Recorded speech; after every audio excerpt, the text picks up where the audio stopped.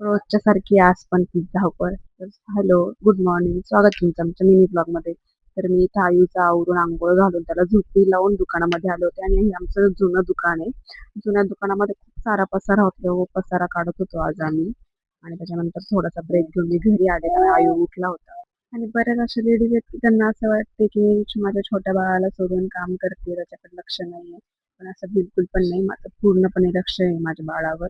आणि बघा किती आणि अजून पण काही जणांचं असं म्हणणं आहे की तुझ्या मागे एवढं सगळं कामं होते, तर तू आता बेबी होऊनच नव्हतं द्यायला पाहिजे किंवा आता चान्सच नव्हता घ्यायला पाहिजे. मी एक मुलगा होता ना आणि आता झालं तर झाला, परत दुसरा मुलगा झाला.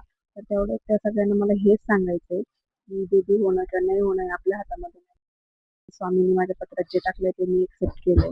आणि काय झालं हा मुलगाच आहे, तो माझाच बाळ आहे ना आणि त्याला कसं घडवायचं, त्याला कसे संस्कार द्यायचे ते सगळं माझ्यावर डिपेंड आहे. आणि हा माझा मोठा दादा तो स्कूलमधून आल्या त्याची दाढी पुसायला घेतो आणि त्याच्यानंतर तो घरी जातो. आणि मी पार्लरमध्ये पण आले होते कारण की आज पार्लरमध्ये पण खूप सारे कस्टमर होते. आणि मला नाव ठेवणाऱ्यांना मला एकच सांगायचं, तुम्ही माझ्या किती पाय ओढायचा प्रयत्न केला तरी पण मला काहीच फरक पडत नाही. तुमच्या नाव ठेवणाऱ्यांनी मला काहीच होणार नाही.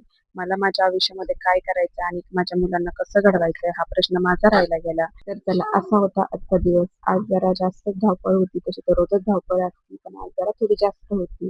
तर भेटूया नवीन व्हिडिओमध्ये.